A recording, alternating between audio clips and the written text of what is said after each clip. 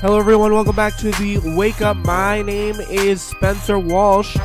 We are back here today. Thank you so much for joining us on the show. We are talking about taxes.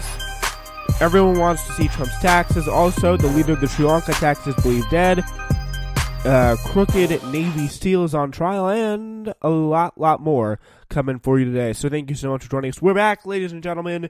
It's been a long time, but we are back here on the Wake Up. It's great to be back with you. Really appreciate you coming by for us today. It's my absolute pleasure to have you. So, yeah, let's get right into it. We start, of course, with the Democrats keeping up chase for Donald Trump's tax returns. They want them, folks. And, yeah, so the Trump administration, they refused to provide tax returns, documents, and testimony requested. The Trump administration did by the House Democrats. So, yeah, they want tax documents and testimony. The refusal signal a long and bitter fight ahead as President Trump seeks to stave off inquiries about his personal and political activities. And, I mean, honestly, it could be very interesting to see how he plays this because, I mean, the theory is he's going to try and play it, say, oh, the Democrats are over-investigating me. But really the question is, who would that work with? I mean, maybe some independents, mostly Republicans. I don't know. It'd be interesting to see. Anyway, so as that dynamic plays out as a whole, we could go down a little bit more to the deeper fight. Is the White House has blocked former officials from answering questions and advised others not to comply with subpoenas. The latest flurry of action highlighted the investigation of Trump's presidency is far from over and that he intends to keep fighting said investigation. We have already gave every document we have, every witness we have, Rudolph Giuliani, Trump's personal lawyer, said, referring to the special counsel investigation. I don't think the White House should sit by and have them do it all over again. Scholars say the Constitution deems that offenses involving lawless use of official power could justify removal from office. Does Trump's conduct, as described in the special counsel, clear that bar? As that's what Congress right now is also meeting to decide here as they continue to investigate Donald Trump. So that's all going to be very interesting stuff. So, yeah. I mean, White House lawyers indicated that they could plan to tell Donald McGahn, the White House counsel, and other former White House counsel, and other former officials not to comply with subpoenas for their testimony. That's what they could do, because they could have these far-reaching effects that will go really beyond anything that really the opposition, the Democrats, could do about it. And that's going to be incredibly disturbing. For people who want to really see justice, and it's definitely the thing you need to know is here we're going to see for sure a long political fight that is not going to be going away anytime soon here at least on this front. So I did agree with the strategy of fighting everything the way Clinton did initially. Rudolph Giuliani, Trump's personal lawyer, said, referring to the way Clinton's approach to investigations in the 1990s. We already gave every document we have. Again, that's the key quote. That's what they think here. And they will continue to fight it. So it's going to be very interesting to see how far the Democrats are willing to go on this. So Giuliani said that the Democratic Committee chairman, like Representatives Jerry Nadler of New York and Adam Schiff, have proved themselves to be partisan warriors who compromise themselves. They cannot pretend to be objective observers. He said, not Nadler, not Schiff. They've expressed too many opinions and too much of a prejudgment. So, yeah, I mean, I really don't know necessarily if that's true. I mean, of course, they don't like Donald Trump. They don't like him at all. And they want to see some real change going on. And they think some pretty bad things about them. But the fact that that's clouding the judgment, hopefully it's not true. Hopefully they don't really overextend themselves. But I think they're definitely going to go after hard. And sometimes you really need a warrior to make sure things are going on. And there's not nearly enough there's not really nearly enough oversight of Trump for the past 2 years, obviously, when he's had a full Republican government. And that's been the real problem. And that's what's finally, hopefully, going to change here. So it appears the president believes the Constitution does not apply to his White House, and he may order officials at will to violate their legal obligations and may even obstruct attempts by Congress to to conduct oversight. So That's from Elijah Cummings. So it just kind of sets up the battle that we're going to see here playing out as Trump refuses Democratic requests for tax returns. All right, we will be back with more of the Wake Up in just 45 seconds.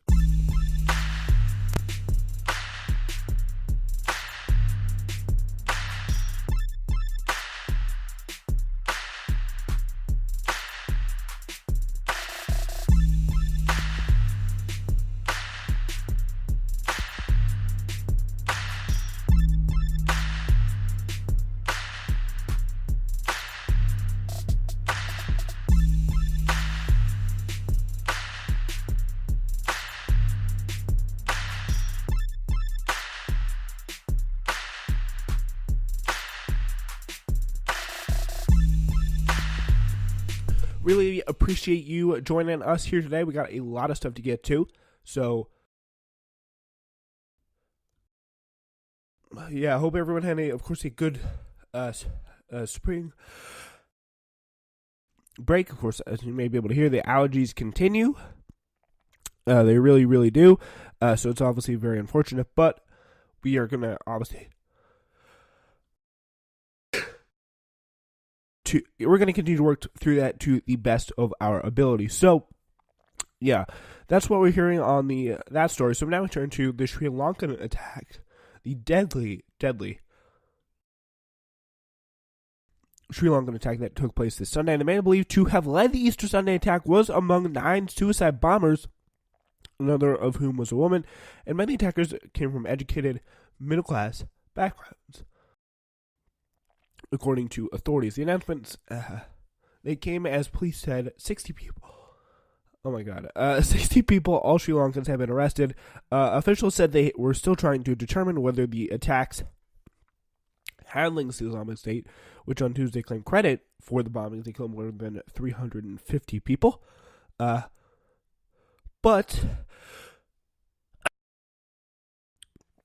we're not really entirely sure yet. So, so that's we're going to be the latest about the attack so far. 60 people they've been arrested in connection with the Easter Sunday attacks, and they killed more than 350 people in churches and hotels in Sri Lanka. Ruwan Jawardene, assuming that W is going to be silent there, the country's state minister of defense said on Wednesday, the way it worked was 9 suicide bombers, including one woman, blew themselves up in the rampage. Jordwene said, adding the leader of the homegrown terror group was among them. So that's what we know so far. He died for the cause there. Indian intelligence officials warned that Sri Lankan counterparts of the attack, Sri Lankan counterparts of the attack hours before the first bomb was detonated, but the Sri Lankans, for some reason, failed to act. It was the last in a series of unheeded alerts, including an intelligence memo written at least 10 days before the bombings that warned of attacks on churches. So this probably all could have been invented, so the Indians and others saw this coming, and it'd be very interesting to see how that slipped by these people. It's going to be interesting. So the government has blamed the group National Tawheed Jamaat for the attacks and received foreign assistance, is what it said.